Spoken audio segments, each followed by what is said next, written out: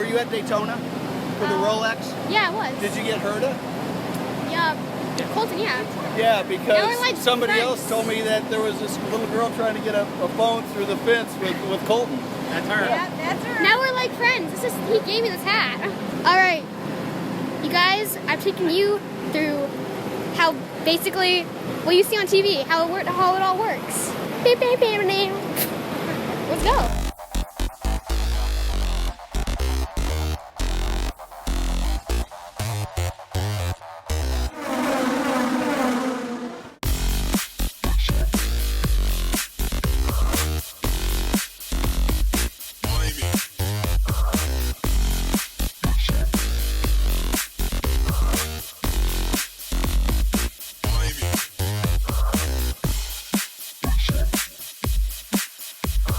The main truck is the A unit. So all of these other trucks, everything feeds back into our trucks. So the onboard camera truck, ancillary audio, all the graphics, all the international television.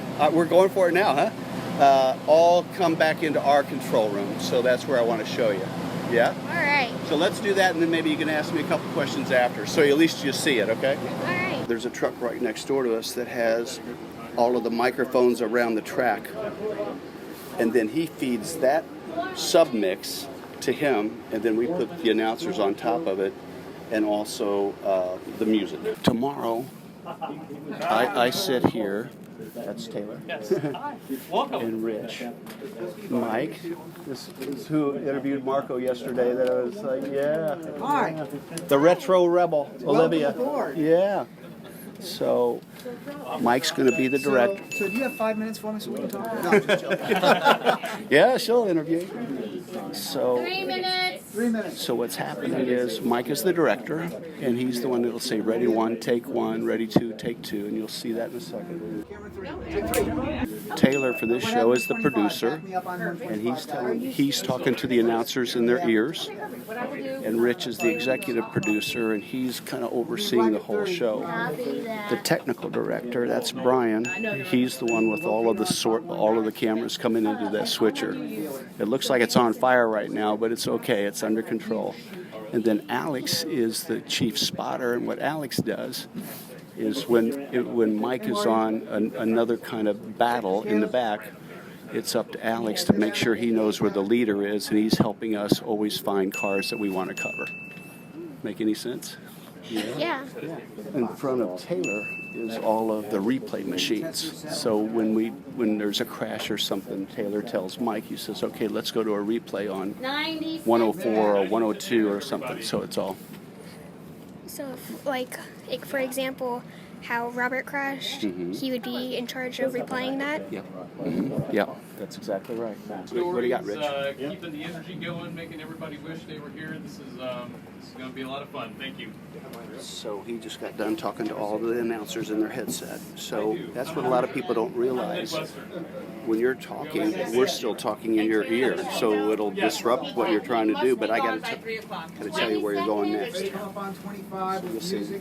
Get ready to go on the air. 3, 2, 1. Green flag. We are too, and what a beautiful location.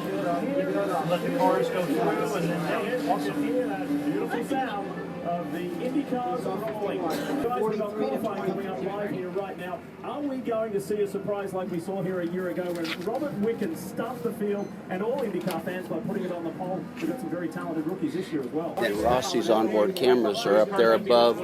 See the second one, 2 down, 2 over? That's Rossi's car.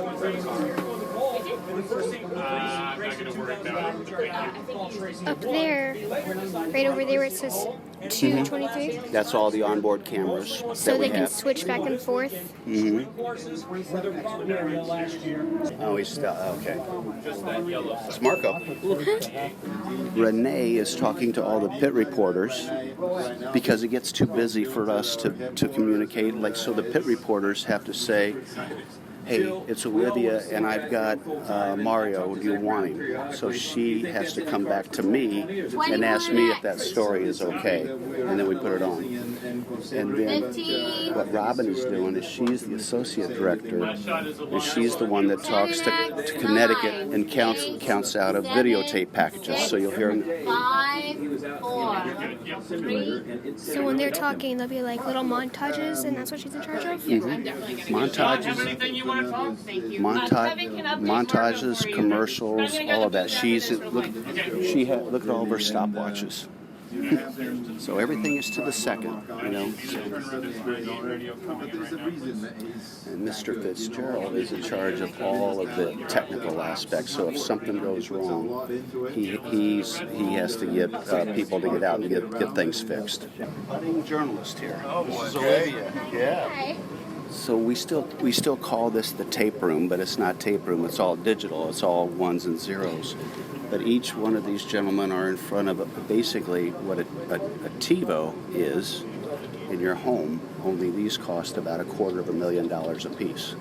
So basically, they can record 4 to 6. We can configure it differently, but all the cameras are what's called, they're isolated, so that if we're covering Rossi on the track, but Marco crashes in turn 4 or 5, one of these guys will have that camera and say, hey, Terry, Marco crashed, and I've got it on machine 105. Does that make sense? That's all how the replays work. And back here, let's do this real quick. All of these folks, what they do, this is a really tricky track. This is video. And on normal photography, as you start getting other cameras as you get older or whatever, you have to run the iris, which means to either open the lens up or to close it, depending on if it's a sunny day or if you're in the shadows. These guys have to be ready to shade the video. Does that make sense? To make the video look better on the fly. So that's why the director says, ready to.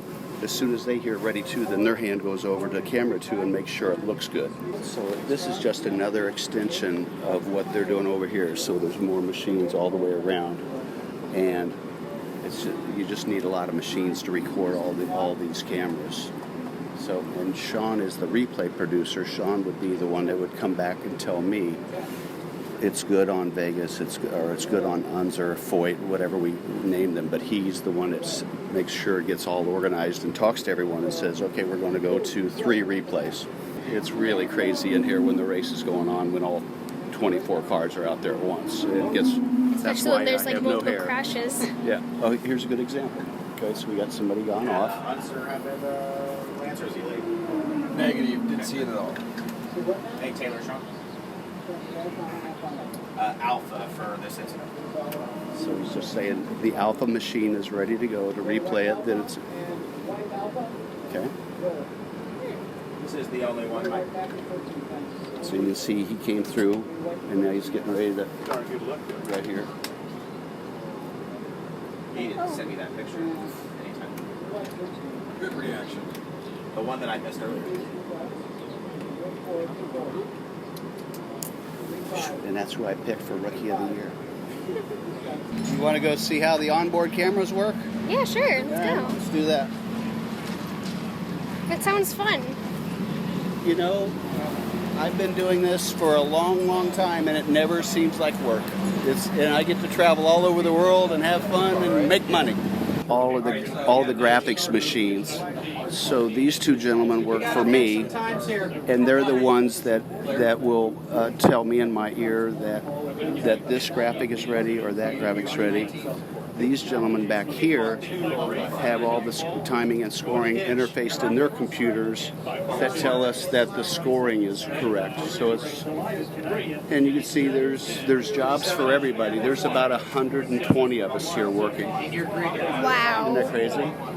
when I went back in the last trailer, I thought it was only like maybe 30, is what it felt like. Yeah, it takes an awful lot of people. When the logo flashes up on the screen after a replay, how does that work?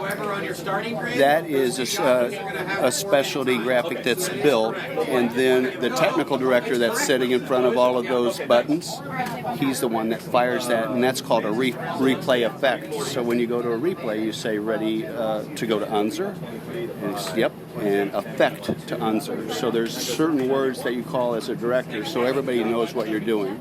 How about like when there's a commercial break but it still shows the race? What they do there, that happens in Connecticut. So they push the screen back, and then they run the commercial in the other box. So sounds like it's pretty busy in here, so we should go. You guys can stay. You're yelling too much. Okay, so here, each one of the onboard cameras has their own joystick, so that they can make the camera turn on top of the roll cage. Oh, okay. Yeah, so he could say to do that. Then the buttons on the left are the different camera angles on the car. So there's one on the roll hoop. There's one that looks at their face. There's another, one in the nose and one in the tail. Yeah. So they can make that punch, but as soon as they're all out there, it gets really hectic in here, as you might imagine. So all across the board there are all the 8 onboard cameras. And this particular truck also does the RF cameras. That's called read radio frequency, so that there's no cable. That's the little antenna, so they can run around and not have any cable attached to it, which is a whole nother thing. Yeah. Just have maybe Kevin acknowledge green if he can. And see, what you're hearing there is what you would normally hear my voice tomorrow during the race. Everybody has to. The best analogy I can give you is I'm the coach, but I call the plays. It's my show, so it has to stop with somebody. And then everybody helps you, but somebody has to make the decision on what you're doing. In any leadership position, somebody has to take charge, and that's what the producer does in sports. So once I know what the director is doing what I want him to do, then I have to look at my notes or know how a race is going to unfold and say, hey, we're about 2 laps from pit stops. You can wrap it up if you want. Get ready. This is how I want it to happen. And then Robin yells at me all day long saying it's time to go to commercial. That's all but it has to pass through me. Of course, the satellite trucks are it's how the signal gets back to Connecticut, and also gets it also we're going to be live on Sky Sports in Europe too. That's empty, yeah. Want to do it? So now you'll be able to hear everything that the director and everybody is saying. He may not hear. So here. You hearing everything?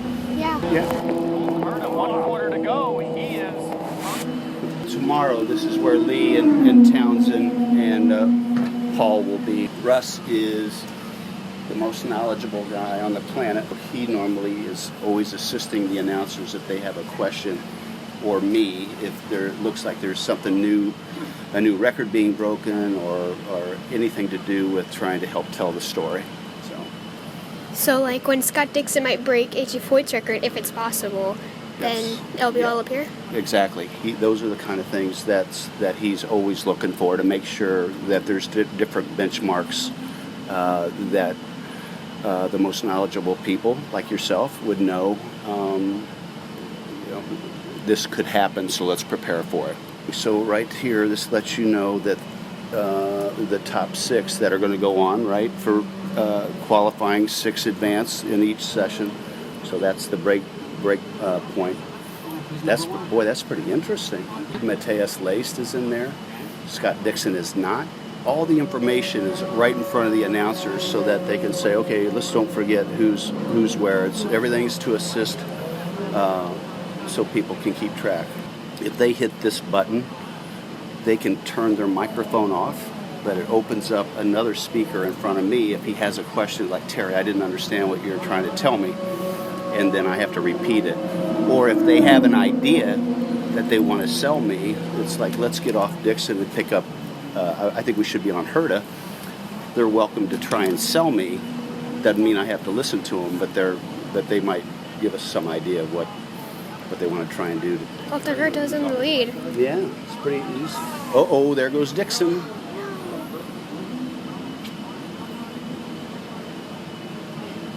Everybody spin around. Yeah, he kept it going. Ooh, and now he just impeded Laced.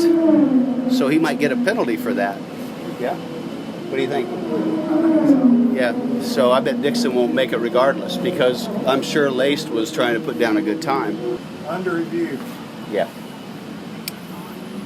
No action on Dixon. Yeah, they're not going to penalize Dixon. You've never seen this before. See, 59 across the line, 14 seconds after the flag came out. But if it's, if it's questionable, I get a hit every time somebody crosses the line. So we'll know if there's ever a question, is this guy, did he make, does his next lap count or not? I know that from that information right there. Love it. Good. Yeah. Okay. Good. If you didn't understand him, he's from Tennessee. So You're announcing now. Turn around and get a good shot. Hold it up to your mouth. There you go. Real Mike. Nice job. Perfect. Perfect mic holding there. Show them teeth. Nice mic clicking. Show them teeth. No. Yeah. Wait till that mic is live. You'll have to pry it out of her hands. Here we go.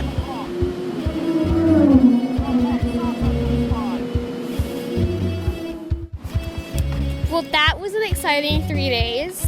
I got to interview all the drivers. Everyone was just so nice to me, and I can't believe I got to do this experience.